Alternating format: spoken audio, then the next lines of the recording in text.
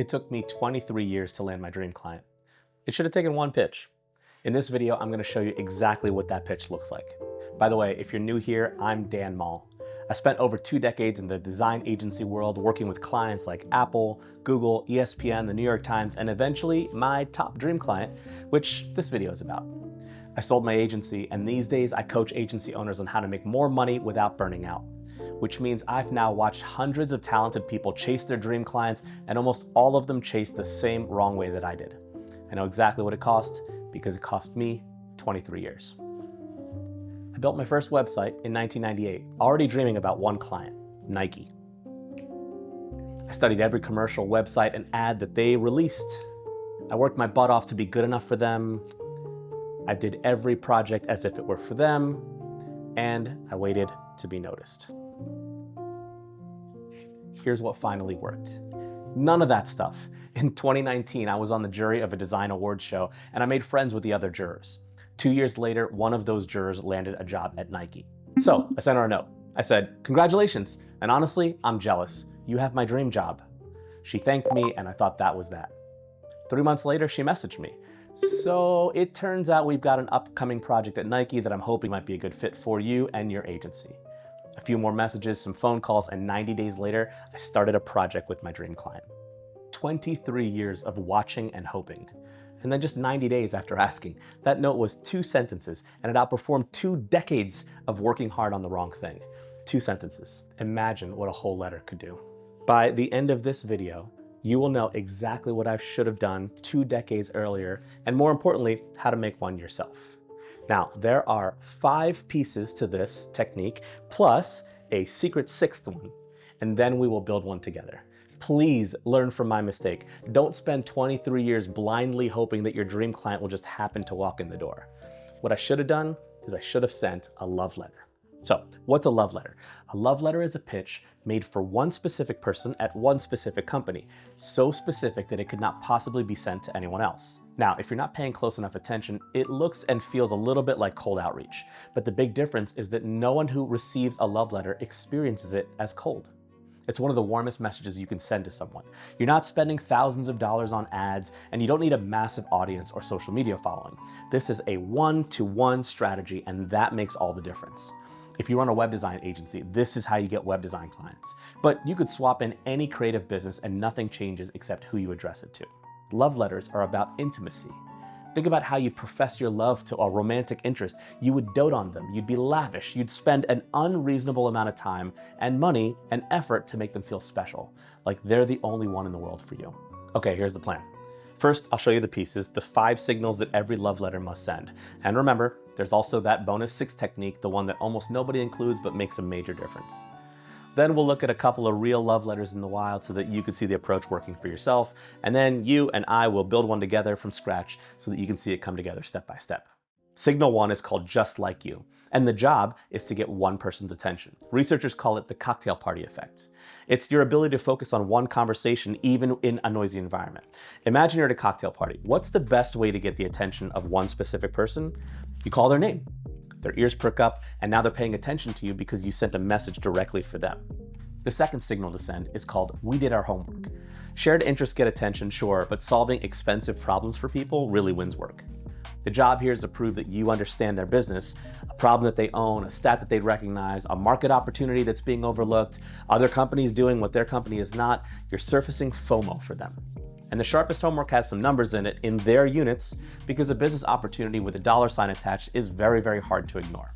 You'll see what I mean when we get to building that section. Now, signal number 3 is called Bring 10% to Life. The job here is to make the opportunity visible, not just something they understand with their brain, but something they can see with their eyes. You show them what the world looks like if they did this thing, and you position your agency as the way that it gets done. But you only build the first 10%. Not to be withholding or manipulative or anything like that, but this work should be something that they can't do without you and your team, and also something that you couldn't finish without their team. So what you do is you show just enough of the what and the why so that they have to ask how. Now, signal 4 is don't worry, we've been here before. They might have some doubts at this point, so the next signal addresses those doubts. You include 2 or 3 hand-picked work stories, not a generic portfolio, that prove your agency has done this kind of thing for companies just like theirs before. After this, only one question should be left in their head. How do we get started? Which is the job of signal number 5. Let's do this. You end with 2 questions, a closed-ended request, and 1 crystal clear next step. I'll give you a script for this in just a few minutes. So those are the 5 signals clearly sent. And the 6th one, hold that thought. First, let's see some real love letters. In 2017, Francine Tamaclo was working as an events and marketing coordinator, but her dream job was to work at Spotify. So she put up a love letter at francineforspotify.com. The intro of her love letter is doing a few things at the same time. It's showing how aligned she is with the Spotify brand and also letting her personality shine through with a little bit of humor. She says things like, "When I was 12, I wanted to be the Alicia Keys of rap music, and I realized that being a trap pianist was not my calling." A little further down, here's a small touch that goes a long way. Francine includes quotes from artists that describe her style, and then she uses embedded Spotify songs from the artist that she quotes. Genius. This is exactly what I mean when I say this should feel not like a template, but like something that was custom made for them. If she was applying to a massive number of companies, this tactic would not land. But because this is just for Spotify, heck, the URL is called francineforspotify.com, it is an extra level of detail that makes it feel like it was just for them, because it was. Next up is her work. This is not a resume or portfolio. It shows 4 facets of her current job that transfer directly to the open role and why she would be a perfect fit for it. Lastly, at the bottom of the page, a very clear statement of intent. I want to join the band. There's even an awesome line in here that says, "With my attention to detail and your solid baseline, we can make beautiful music and outstanding business results together." Brilliant. Sure, some might consider it a little bit cornball, but especially if this is how she is in real life, I think the conceptually relevant metaphors and the copywriting do a great job to make her stand out. If you were the hiring manager, how much more would you want to hire her as opposed to any of the other people who just applied by sending in a resume and a portfolio link? Apparently, it worked. I don't know Francine or the hiring managers for this position, but Francine's LinkedIn shows that she worked at Spotify for 5.5 years over 2 different stints, starting as an associate and eventually becoming the senior marketing manager for North America. Now, just in case you think this is some manipulative technique that works against people who aren't wise to it, I am here to tell you that that could not be farther from the truth. It works, but not because it's disingenuous, but because it's genuine. It works with people who don't know what you're doing, and it really works on people who know exactly what you're doing when you send a love letter. I say that very, very confidently because it worked on me as recently as a few months ago. Brad Hussey makes his living building email systems for creators. He noticed I use the same email platform he specializes in, and instead of cold emailing me, he made a YouTube video that was called "I Funnel Hacked Dan Mall and How I Had 40% His Revenue." It was 23 minutes of reverse engineering my setup from the outside, subscribing to my newsletter, cataloging every offer I sell, mapping my audience segments, and rebuilding the whole system the way he would if I'd hired him. Then he tweeted, "I rebuilt Dan Mall's funnel." He doesn't know it yet, but the internet will soon. Some people would call a lawyer. I tried to figure out how to hire him. Here's what it did to me, and I'm saying this as someone who teaches sales for a living. I knew every technique that he was using, and I still wasn't immune. I wasn't in the market for what Brad does. I was already working with someone who was doing similar work for me. But watching his video, the feeling that kept surfacing was, I want that. He shot to the top of a list in my head that I didn't even know I was keeping. Now, he brought this idea about 10% to life. He built the map and the demo, but he couldn't finish any of it without me. That's signal number 3 run perfectly. Brad wasn't right about everything he guessed at in his video, but I didn't hold any of it against him. Nobody docks you points for not knowing what you couldn't know. They credit you for the thinking. I actually interviewed Brad later, and I found out that he was genuinely scared about posting this. He almost didn't post it. There's a risk there. And I did publish the video, and I was nervous about it. Video goes out, a few days go by that you didn't respond. And even my wife was like, "So did Dan see the video? Did he say anything?" I was like, "Nothing yet." And she's like, "Are you worried you maybe upset him?" And I was like, "Yes, absolutely. I feel like he's like processing this and gonna be like, I didn't like it. You need to take that down." So there was a nervousness there. Now that fear is the tax on this method, but it's also the reason that your competitors won't do it. And it ended the way these things end more often than you'd believe. I am currently one of Brad's clients, and we just finished up our first exciting project together. Now, Brad's love letter was public. It was a video that the entire internet could watch, but this works just as well in private too. One agency owner I coached sent a love letter to his dream client, a design leader at one of the biggest brands in the world. It named a conference talk that leader had recently given, and it quoted the exact line that stuck with my student. That's the homework signal. It told a true story about a vivid memory with that brand's products, and that experience led to a campaign idea that he pitched. Unfortunately, he got no reply, so 3 days later, he followed up. Crickets. Until 5 days later. That design leader at the company wrote back with his own childhood memory. He asked for a few weeks of patience while he shared the campaign concept with his entire creative team. Let me say that again. A stranger's email about a memorable moment connected with a design leader's childhood memory and then conjured a project from scratch that neither of them were thinking about just weeks earlier. That is the true power of a love letter. Now, one more thing before we build. You might be thinking, this seems really slow, and that's true. If you need cash this month, a love letter probably is not the right strategy. But if you can afford to swing big and win big, love letters are the highest yield technique that I know of because the depth of the effort is precisely what the recipient is responding to. And that's actually a bigger point than it sounds like. No strategy is good or bad on its own. Different strategies work when you run them in the right phase of your business that it's aligned to. Love letters are a big swing, long game play. They shine when your bills are covered and when you can afford to court a dream client for weeks or maybe even months. Now, if you run the same play while you're scrambling for next month's revenue, it's just gonna feel slow and demoralizing, not because the strategy is wrong, but because the phase is. If you're not sure which phase of business you're in or what you should be doing right now instead, I made something exactly for that. It's called the Moneymaker Map. It's the 33 steps to grow your agency toward $1 million. It's organized into 7 different phases so you can find where you are and what to work on next. It's completely free and the link is in the description. Download it, find your phase, and if you're in one where big swings make sense, let's build our first love letter together right now. I don't run my agency super friendly anymore because I sold it a few years ago. But I still have dream clients that I would love to work with if I did have an agency. At the top of my list is the NBA. So for the next few minutes, you and I are gonna build the love letter that I would have made for the NBA, for real, from scratch. Let's roll up our sleeves and let's get to work. Now the first decision is, what do we build it as? I suggest a landing page. Why a landing page? Because a web page still feels like the effort to the person receiving it is a lot. Think about it. At a visceral level, wouldn't you be impressed if somebody said to you, I made a whole website just for you? Now, contrast that with, I wrote a whole email just for you, or I wrote a whole text message just for you. They just don't hit the same way because everyone can write an email or send a text. Not everyone can make a website. If you run a web design agency, you have an unfair advantage. You and your team can easily make a thing that's hard for most people to do.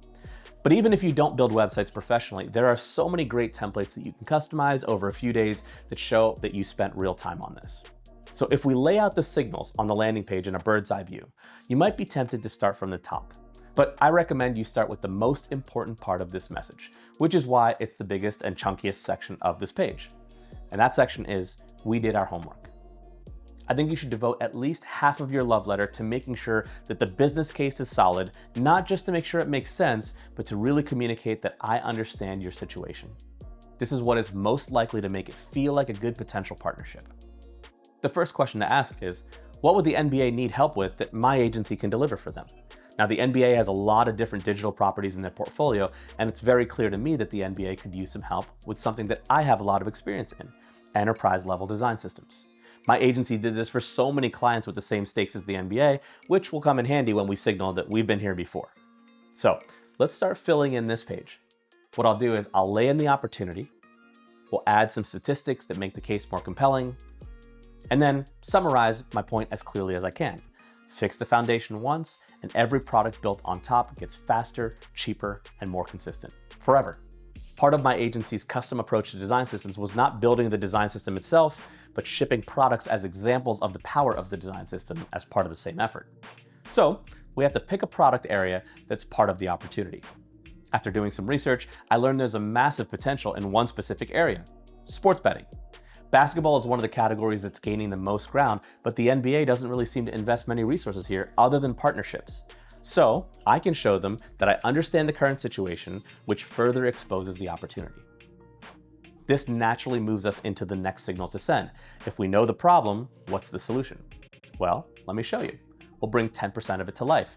Maybe we'll create a 30-second sizzle reel that lays out our vision for how they can create a new NBA Pick'em app that's developed in-house and powered by their new design system. Hopefully this is something that excites them, but maybe they're thinking at this point, this is cool, but is this some amateur with a flash in the pan idea? Which then brings us to our next signal. Don't worry, we've been here before. You show real projects that your agency has done for real clients that are similar in scale and stakes to what you're proposing here. I recommend showing 2 to 3, but I couldn't help using the headline starting 5 for the NBA-themed love letter, so I put 5 of my best examples here. We've done similar work for Nike, the New York Times, Peloton, United Airlines, and Marriott. I'm betting that including examples for these kinds of clients gives us credibility to be taken seriously. Now that we have the structure down of what we're proposing, it's time to figure out exactly who we're talking to. It might be tempting to start out with Dear NBA, but the NBA can't reply to us. Cocktail party effect, remember? I did some digging, not creepy digging, public digging, and the person most likely to hire a team like mine are people like Jay, who's an SVP head of consumer product experience, Julie, who's a VP design lead, or Abir, who's a director of product design. From a little more digging, I learned from Abir's website that his parents immigrated from Bangladesh, and he grew up in Queens. My parents immigrated from Pakistan and the Philippines, and I spent the first few years of my life in the Bronx. So maybe I can connect with him on these levels since we have something in common here. Now remember, the signal is I'm just like you and you're just like me. We don't want to write a whole biography here. One strategic sentence is perfect. Then we summarize the opportunity we found while doing our homework. Can we build a next-gen design system for the NBA and go in the fastest growing market in sports? We add a bridge sentence here that we've been here before. I run Super Friendly, a design collaborative that helps enterprises stand up design system practices. Finally, a little extra sauce that shows how excited we are to do this together, almost like we were born to do this. For the finishing touch, way at the bottom of the page, we signal, let's do this. 2 questions, a closed-ended request, and a next step. Want to build this together? I don't want to assume that Abir wants to do it yet. I want to give him the ability to say no thank you, even though I'm hoping he says, yes please. And then, how's Friday, August 7th for a chat?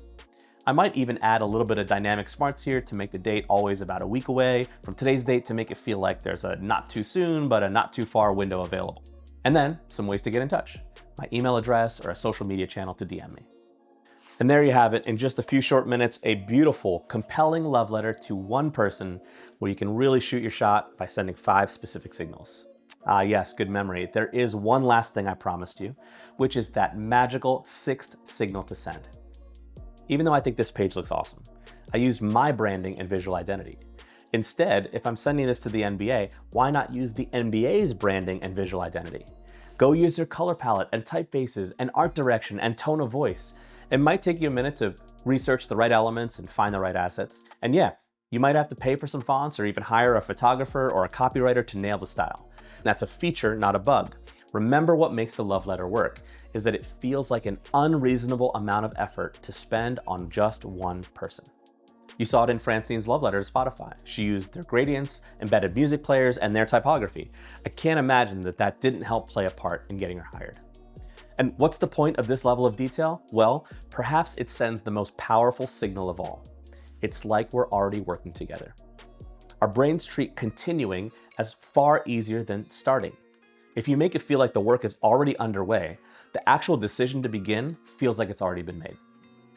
Okay, so what's the takeaway here? Let's do a recap. People ignore messages sent to everyone. They're much more likely to answer messages made for only them. And you don't have to be the best in the world at what you do, you just have to be the best in the world to them. And a love letter is the fastest way I've ever seen to become that. I never sent Nike a love letter. In hindsight, I wish I had, because I think I could have gotten something that I got, but just decades sooner. I don't teach love letters because I did it right. I teach it because I didn't do it at all, and I felt what it cost. As for my NBA love letter, I don't do client services anymore, but I might make an exception for this one. So Abir or anyone at the league, if you're watching, you know where to find me. And to you, dear watcher, you probably already know who your Nike or NBA is. You've probably known for years. Maybe they're a Fortune 500 company, or maybe it's the business that your best friend runs. And you've been probably doing what I did. You're honing your craft, you're posting content on social media to no one in particular, just waiting to be noticed by them. And here's the truth about that phrase that we've all been taught. Great work doesn't always make clients hire you. Yes, great work is definitely the price of admission, but it can only get you into the room. If you want something, most times you have to ask for it. I made this channel to help designers get their flowers. The thing I've learned after being a designer for 28 years is that the fastest way to get your flowers is to send somebody theirs. So, stop plucking petals and send the letter.